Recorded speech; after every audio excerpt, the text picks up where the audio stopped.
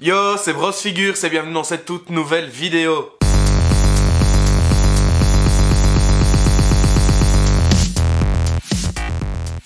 Aujourd'hui, je vais vous présenter quelques différences et quelques similitudes entre le jeu et la série The Last of Us. Vous en connaissez sûrement certaines, mais je les ai pas toutes mises parce que franchement, il y en avait énormément. Et donc tout de suite, on va commencer par l'épisode 1.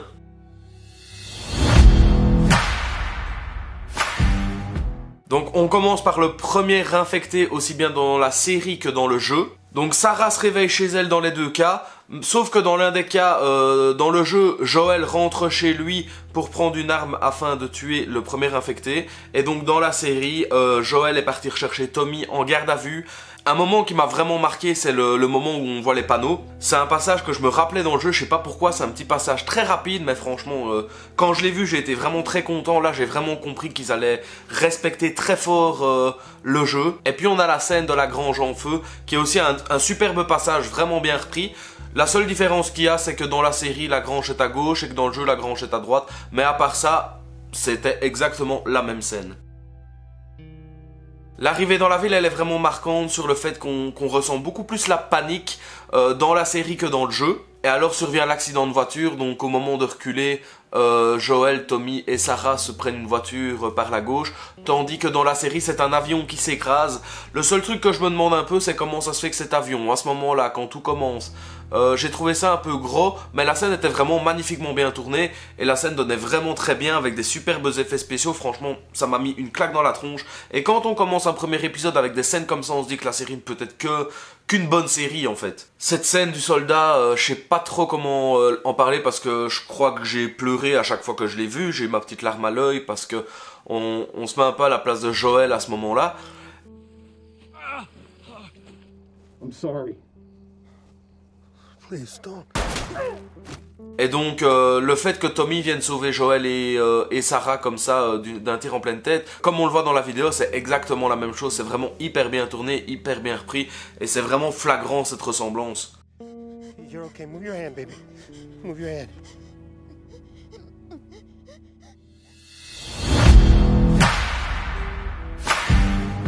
L'arrivée des claqueurs, on l'attendait celle-là, mais un truc de fou.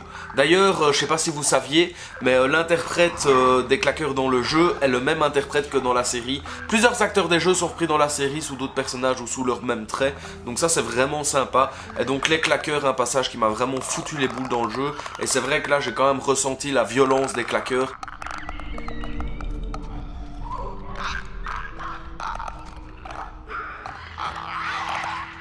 Ce passage a énormément tourné sur les réseaux sociaux, le moment où Ellie passe au-dessus de la passerelle pour rejoindre un bâtiment à un autre.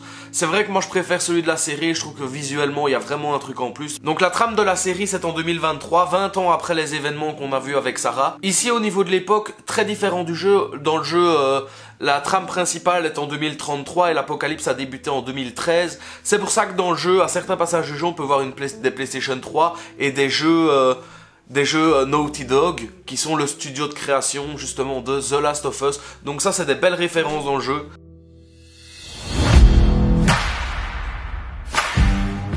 Et donc ici on a Ellie qui tombe sur une borne d'arcade. C'est vraiment sympa parce qu'on voit vraiment qu'elle découvre un petit peu toutes les choses des années 80. Ah, cet épisode 3, mais cet épisode 3 j'en ai été quand même pas mal déçu, hein. Moi qui suis un grand fan de Bill, dans le jeu, j'aime énormément ce passage. Ici, le seul passage qu'on a vraiment retrouvé d'intéressant, c'est au moment où l'infecté arrive et que le piège se déclenche. Mais il y avait vraiment une trame dans le jeu avec lui, qui rencontre Ellie, etc., qu'on n'a pas dans la série. Et c'est vrai que ça, je trouve ça quand même vachement... je trouve ça vachement dommage qu'ils aient repris ça, qu'ils aient recoupé comme ça. Après, l'épisode était sympa, on en apprend un petit peu plus sur Bill qu'on n'apprenait pas autant dans le jeu. Mais j'ai été beaucoup moins fan de cet épisode en tout cas. Ce passage, il est incroyable. Le passage où Ellie tombe sur le magazine de cul. Why are all these pages stuck together? I'm just fucking with you. Ici dans la scène, on voit bien que les plus grands ennemis de Ellie et Joel, c'est pas les infectés, mais c'est les hommes. Comme dans toute œuvre post-apocalyptique, les hommes œuvrent de ruse, que Joel connaît bien malheureusement pour eux, et donc s'ensuit un fonçage de la part de Joel, qui malheureusement finit sa course dans la devanture d'un magasin.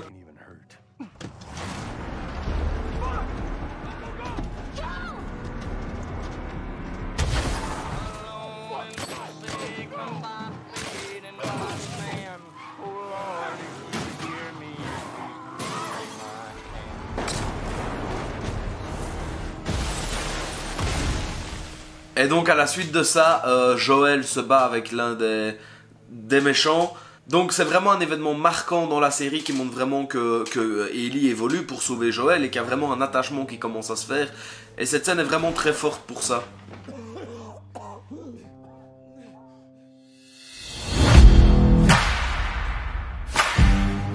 Ah, Henry et Sam, c'est vraiment deux personnages vraiment géniaux. Dans ce passage, on voit Henry qui regarde Sam jouer avec Ellie et donc on voit vraiment le bonheur dans ses yeux, que c'est quelque chose qui lui fait énormément de bien. Mais grosse différence entre le jeu et la série, c'est que dans le jeu, Sam est un garçon normal, que dans la série, Sam est sourd. Et donc dans ce même épisode, on peut voir le tableau de règles comme dans le jeu, et alors un petit espace aménagé pour que Sam joue au foot. Ce qui est très cool, c'est que dans la série, Ellie marque, donc elle marque le goal, tandis que dans le jeu, Sam arrive à arrêter le ballon. Donc c'est vrai que la petite différence était vraiment cool à voir, parce qu'on a vraiment la réaction aussi bien du jeu que de la série quand on a fait les deux. Le moment du sniper est prenant, beaucoup plus flippant dans la série, déjà dans le fait qu'il fasse noir, que dans le jeu il fait clair, beaucoup moins d'ennemis présents également dans le jeu. Dans la série, donc Joel arrive au sniper, comme dans le jeu, prend le sniper et commence à tirer, sauf que beaucoup plus d'ennemis arrivent dans la série que dans le jeu, c'est quelques infectés. Alors que dans la série, franchement, quand le camion tombe, que tu as tous les infectés qui sortent, il y a vraiment un enjeu majeur qui est là.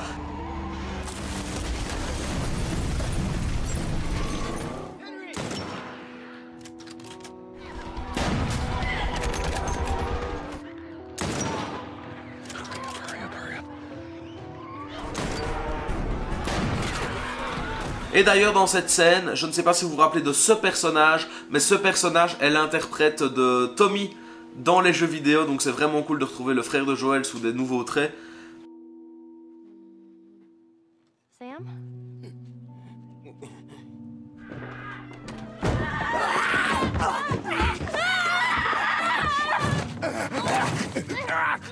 He's turning!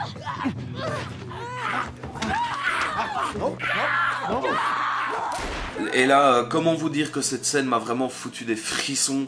La scène où Sam a été mordu, s'est transformé et attaque Ellie. On voit vraiment... Joel, encore une fois, veut sauver Ellie, sauf que Henry lui en empêche et décide de lui-même tuer Sam, son petit frère. Chose qu'à mon avis, il se pardonnera jamais. D'où le fait qu'il se suicide dû à ça. C'est vraiment une scène très prenante qui fait vraiment froid dans le dos. On se dit que la vie elle est vraiment attachée à pas grand chose dans la série et qu'on peut vite perdre beaucoup. Henry, no! Oh my god.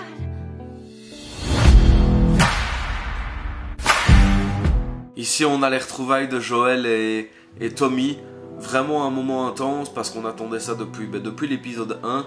On voit que Tommy a refait sa vie dans cet épisode, donc je vous invite vraiment à le regarder. Mais le fait de les revoir ensemble est vraiment incroyable et c'est vraiment un moment hyper fort en émotion. What you doing? I came here to save you.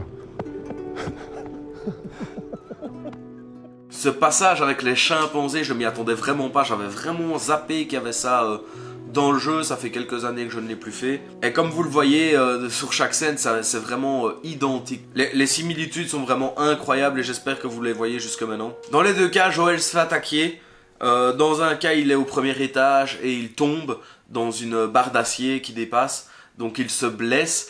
Dans la série, il se fait attaquer dehors avec un ennemi avec une batte de baseball. La batte de baseball casse et ce même ennemi lui plante dans le ventre. On voit vraiment que Joel est vraiment très mal en point. Et on voit qu'Ellie essaye de vraiment tout faire pour l'aider, quitte à risquer certaines choses. Et alors on le voit chuter de son cheval et on voit vraiment Ellie désemparée. Joel? Joel? Joel.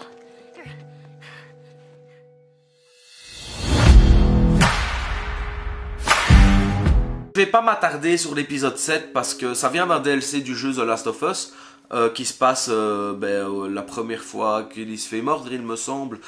J'ai pas fait ce passage du jeu. C'est pas l'épisode que j'ai le plus apprécié, donc pour ne pas me lancer dans des choses que je ne connais pas, je préfère ne pas vous présenter cet épisode et passer directement au prochain.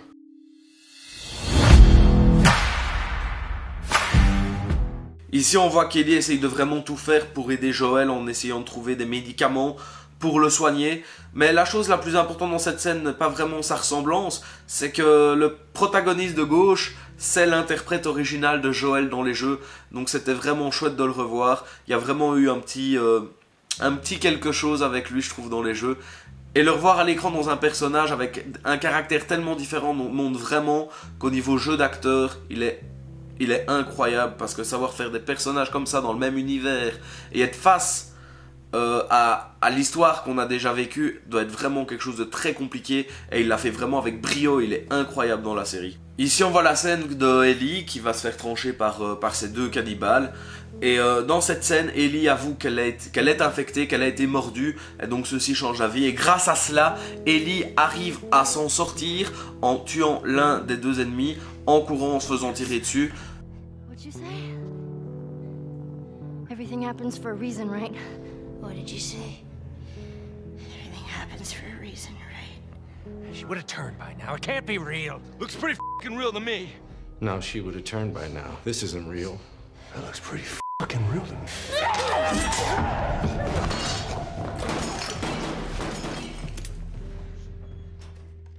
Jusqu'au moment où elle arrive au prochain passage où Simon, il me semble, est le méchant, le chef des cannibales, la recherche dans le fameux restaurant, ils foutent le feu.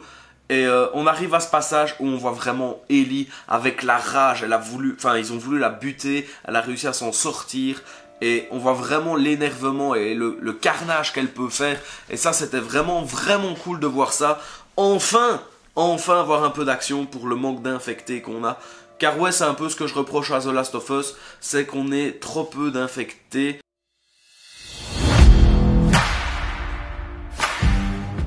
Au début du dernier épisode, on peut voir une femme enceinte qui court. Au début, j'ai vraiment cru que c'était Bella Ramsey. Et en fait, non, pas du tout. C'est donc dans la série, c'est la mère de Ellie. Mais dans le jeu, c'est l'interprète original de Ellie. Et ça, c'est incroyable. Et donc, ça m'a fait un petit peu réfléchir sur ce que je pensais de Bella Ramsey. Au début, je pensais que c'était pas spécialement un bon choix.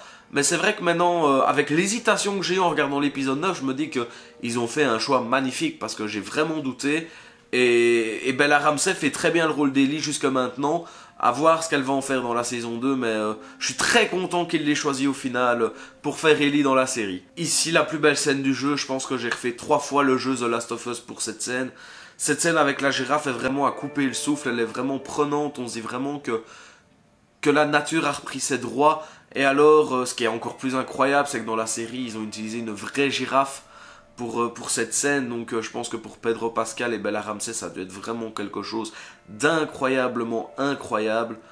J'aurais vraiment voulu être à leur place pour le coup, parce que savoir toucher une girafe et partager ce moment, ça doit être vraiment quelque chose de très intense. Ici, on voit la scène du bloc opératoire, parce qu'Ellie, étant une infectée mais qui ne se transforme pas, en fait, est un antidote. Et donc, Joel apprend par Marlène que ils vont tuer Ellie pour essayer de trouver cet antidote, mais Joel va absolument pas, donc il fait un massacre chez les Lucioles et arrive pour finir à sauver Ellie. Et donc justement dans cette salle d'opération, l'une des deux infirmières que l'on voit dans le fond, l'une des deux est l'interprète de Abby dans le jeu The Last of Us 2. Donc vraiment très sympa de la revoir. Et alors en partant, ils sont en sous-sol et Marlène essaye de les arrêter. Et donc Joel ne veut pas laisser faire ça et finit par tuer Marlène. Et plus tard dans la scène, il ne veut pas dire la vérité à Ellie. donc il lui ment. Mais donc très sympa de voir cette scène, à savoir que Marlène, l'interprète de Marlène de la série, est la même interprète de Marlène dans les jeux. Donc ça c'était vraiment incroyable, vraiment une des actrices qui a vraiment repris son rôle. C'était vraiment cool de la revoir, d'ailleurs elle est reconnaissable à 100%.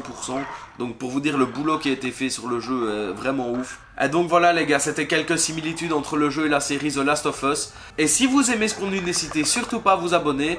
Et on se dit à bientôt dans une prochaine vidéo. Ciao! Hey, salut, c'est Scooby-Doo. Et simplement pour vous rappeler de lâcher un like et de vous abonner à Brosse Figure. Scooby-Doo-Bidoo.